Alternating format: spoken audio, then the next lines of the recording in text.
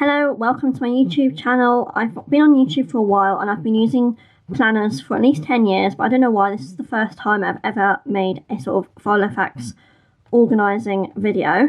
But anyway, I've recently started a new job, so I've decided to upgrade from a Filofax Domino to a Filofax Finsbury, which I have had my eye on for quite a number of years.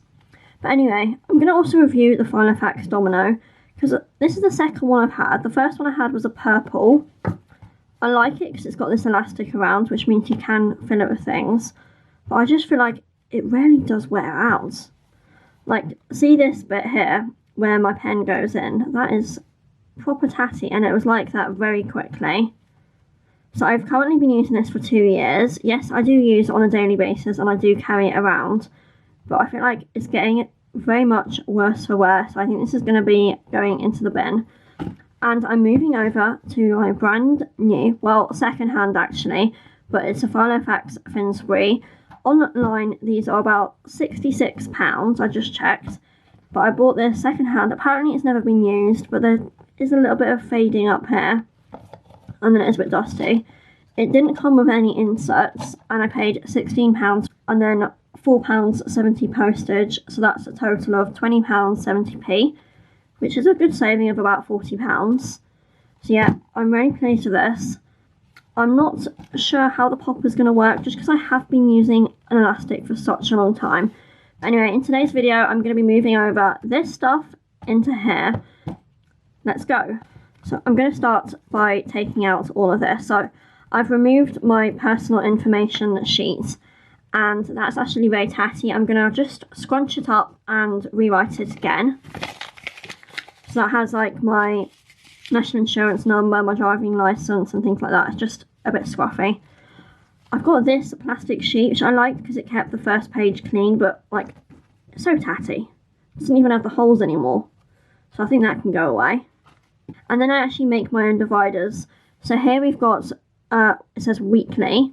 So this is kind of like, I would have made it full size in this, but this is a paper, and if it was a card then it would be good. I think I'm going to make some new ones at some point, because these are like what I had available plus little bit of papers that I like the look of. And then I've got some normal sellotape down here just to give it a bit of strength, and then over the tab bit just so it's a bit more strong. So these are the tabs I have. I have weekly, months, finances, tracker, notes and contacts. So all of this can pretty much go into my new Filofax, but I'll just take that. You see what I mean? Like, look at that. And the thing is, this like was constantly like flaking off and making my Filofax pages dirty.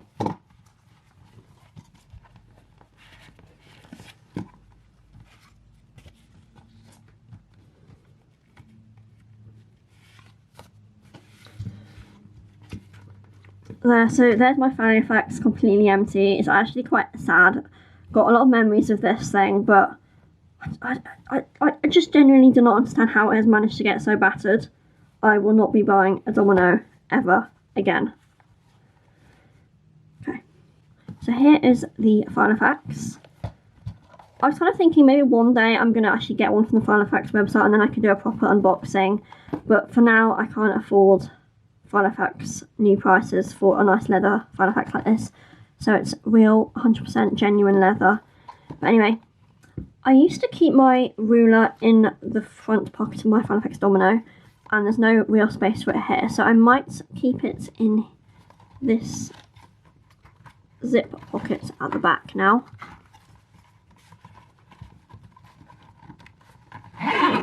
Okay. Then I have this business card which I designed. I'm covering up with my fingers like the personal information, but I'm going to put that in the front here. I don't really have anything else that needs to go in the front at the moment. So I'm pleased it came with a new one of these, because my last one was a bit cracked and damaged. So I've got a new little ruler. On the other side of this piece of paper is my personal details. I'm not going to show you those, but I've decided to stick a plain sheet of lined paper on the back just to cover up, because it was saying like key dates for 2020, which I don't need to know. So next is my weekly divider. To do my weekly planning, I'm currently using this set of papers. I'll show you here. So it's from this company on Etsy called Crossbow Planner, and I will link them below. But I just really like the style, so you can do any date you want. So like recently, I've been a little bit less busy, so I've been doing sort of bullet journal paper and having Monday, Tuesday, Wednesday, Thursday, Friday, Saturday, Sunday notes, and like one page on this. But generally, now I'm back, I'm busy with work, I'm gonna have like 3 bullet points here, and then a sort of schedule from 6 AM to 11 PM, space at the bottom, and then the Saturday and Sunday are just a bit smaller. So I really like that, and so I'm kind of just moving these straight over. I haven't 100% committed, so I just bought a pack of for 6 months. So we'll see how we go. I've been using them for a few months. I'll try and show you a page now which doesn't have much on it. Okay, this page. So I've got some washi tape up here because that's actually going to be a bank holiday here in the UK. But there we have an empty week, and I put the first few dates of January up there. I've actually planned right up to the end of December, and I've got things, so I won't show you those. But yeah, that's that. Then next I have this, which is months, and I have monthly calendars and to-do lists. And then I just keep a few sheets of post-it notes on there. So next is going to be my monthly pages, which I draw out with this bullet journal style dot matrix page paper from Etsy. I will try and link this below, but I bought it quite a while ago. So I kind of, like, once a year I'll go through and draw all of the months so they're all ready to go. I'm not going to show you November and December for the end of the month because they've got a lot of information on them already. But here's my one for January ready to go, so kind of thicker line, and I just draw this out, and it's slightly smaller boxes for the weekends. So that goes in next. Now, yeah, I don't want to show you what's going on, but basically for like December is laid out on the other page, and then on the back of December I have got a list of my to-dos, and I've got a little sticker there saying to do. So then once I'm planning out January, I'm also going to have a little sticker or like write a list, and then I usually do like draw out squares, and then I would write down next to it and then colour in the squares once I've done that. The next divider is my finances. So this paper is from the Lollipop scrapbooking company, and then I've got, I think, another piece of pink card on the back to keep it a bit stronger, but I really like this print. I've just written finances, and then, as I said, I do a bit of sellotape, and then I've written at the top everything I have ever bought, recorded. So in this section I write down everything I buy, if it's with cash or if it's with card, everything goes down here. Plus also if people give me money or I make money on Vinted or gifts, they also go down as well, just to keep recorded.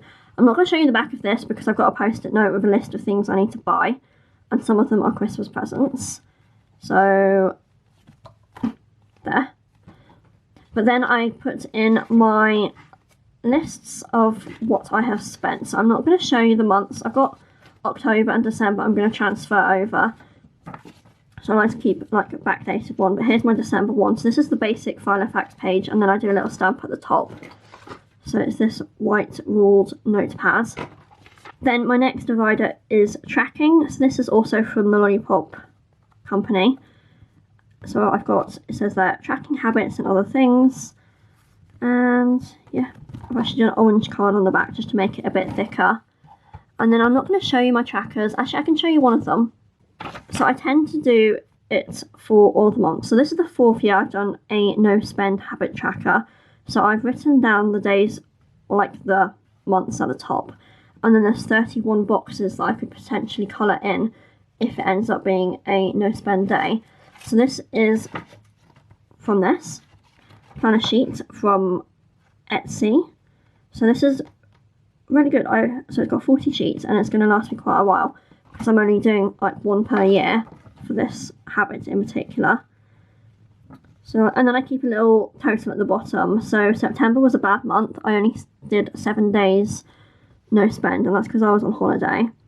Generally, I do manage more days of no spend. yeah, I just find it a really good visual thing to keep track of. Then I've got an exercise log and a couple of other things to keep track of. For the month of November, I've been trying sort of like a monthly tracker, so tracking more habits. So I've been doing apply for market research, because that's like a side hustle thing people are doing, at least 30 minutes reading, 10 minutes of Bible study, stretches or yoga, horse riding, exercise or workout, and no spend. But I don't particularly, I think I'll stick to doing a whole year and like one habit per page rather than doing it in this format. I was just testing this out for a bit. Next we have notes, and I think this paper is also from the Lollipop Box company. So, and I've got some purple card on the back to make it a bit stronger. So I kind of like, here's a post-it note and I've written down the 6 scales of training for horses. And then down there I've written some job titles for some reason. And then I'm not going to show you notes because it's all quite private. Actually, I could show you this page. So this is I can't remember the exact word, but it's a wheel of emotions. I'll try and find the researcher that created this. But yeah, just to help me with identifying my emotions, because it's something I want to practice and get better at. So I thought I'll create this and I'll keep it in my Filofax, and if I remember, I will go and look at it. So I've actually got quite a few notes here, as you can see. So that includes like instructions of how to do things that I might forget, and like documents I've created, or like answers to emails. This is my list of like a bucket list. I've got a 30 before 30 list. So I'm going to keep this private and not show you, but that all goes into the notes section of the Filofax. And then last but not least is going to be a contacts divider. So that's what it looks like. And then I'm not going to show you my contacts, but I've recently written it out onto some pages from Paper Chase, just because my old ones were getting a little bit tatty. So that's going in there as well. With my last Filofax, I used this. As you can see, it was getting dirty because the suede was peeling off. So I think I might try not using it and see how I get on. But it's actually quite a thin Filofax. I don't overstuff it or fill it particularly full, because it could be a bit thicker, I suppose. And then I'm going to put back my pen. So this is a pen from Paper Chase. It's a little bit battered towards the end, but I want to continue using it until it wears out. And I just think it's a really great size to fit in the Filofax loops. So that goes in there. And I also like to keep a pencil, because I'm always rubbing things out. So I just like to slide that in there. I want to show you my personal information page. And then close it. There. I'm actually really pleased with that. There we go. Anyway, so thank you for watching. If you've enjoyed this video, please give it a thumbs up. And I'm thinking about doing a 2023 Filofax setup with me. So I'll show you how I create my my monthly pages using this and some other things. So yeah, thanks for watching. Bye.